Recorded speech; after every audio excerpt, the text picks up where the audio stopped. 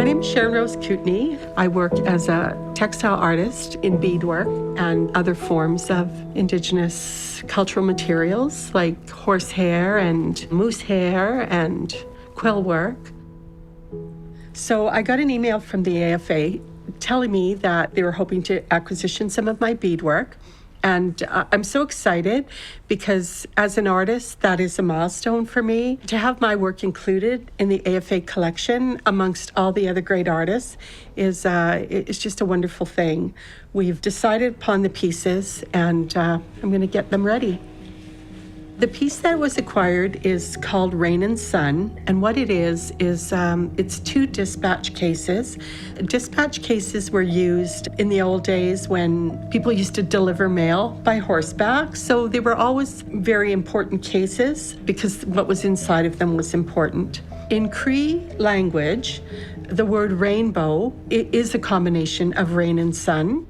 It's a really bittersweet feeling because that work was my favorite work, and it was the work that I really felt was a watershed moment for myself as an artist. I felt that my design work was good and, the colors were good, the intention was good, and now it's going to have a new life. And I'm just so excited to pack it up and get ready. We are here to pick up the artwork from Sharon. We'll be transporting it back to the AFA headquarters for accessioning and processing into the AFA collection formally.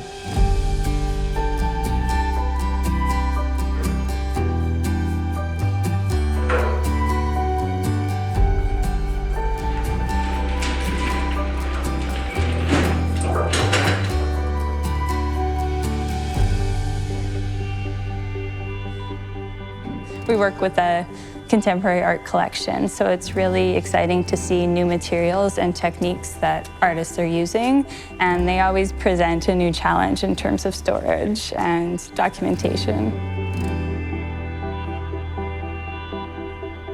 We just acquired this work by Sharon Rose Kootenay. It's called Rain and Sun, and it was created in 2019. So when the works come in, the first thing we do is we document them. Everything starts with the cataloging process. So for her works, what we're going to do is measure them. We need to record the dimensions, note all of the materials. For every new acquisition, we complete a condition report, and that really gives us a snapshot of the condition of the work at the time of acquisition. And then we can go back and see if there's any changes in the future.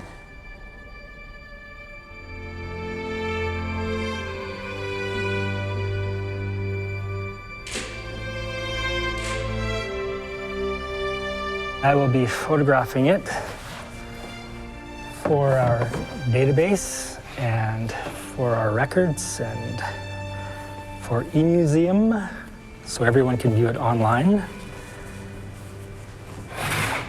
in perpetuity. It's beautiful.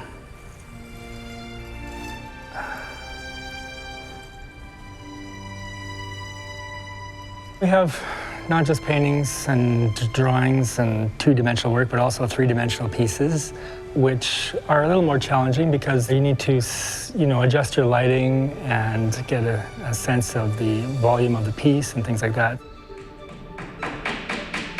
In the future, it would be nice to have video online to be able to see video or kinetic artwork or even virtual gallery tours of our work in a gallery-type setting with someone narrating a gallery curation of the whole exhibition.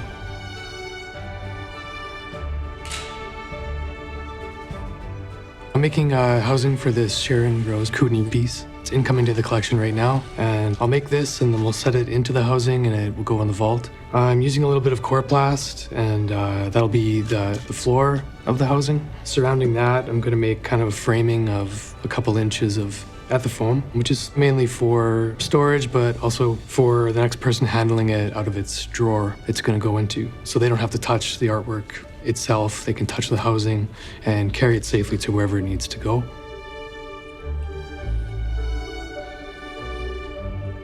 Well, the storage is really important to consider. We always think of things like dust that can harm works or pests and light levels because we want to keep the work in the condition it came in for as long as possible. And we want the work to still be here for future generations, and we want to be able to share it on loan, and we want it to be here in perpetuity. There are very few things that have that kind of continuity and longevity in our lives now. The main thing is that connection with Alberta's cultural legacy, with the legacy of the province. Ideally, a conservator prevents damage from occurring in the first place. Ideally, the emphasis is on prevention, just as it is in medicine. My work always starts with doing a really thorough examination. How did they fabricate the work? What materials did they employ? How did they put it together? What was the sequence? In conservation, there's always an emphasis on analysis, research. I'm imagining the artist's creative process. It's great to know that it's in that collection. It will live on past me. It'll remain in their collection long after I'm retired. Because Rain and Sun was, it was created from a memory that I had. And it was kind of like a wish to the world. So, you know, when you're talking about the end of the rainbow, like that's where everybody's dreams come true at the end of the rainbow. There's a pot of gold there. There's thunderbirds that fly in the sky. And it is kind of like a treasured place to be. So that's my wish when I created that work. I really wanted to sort of send a love letter out. And that's the dispatch case. It contains letters. I wanted to send a love letter out to everybody that I just wished them well, and that I wish all their dreams came true, and for all peoples.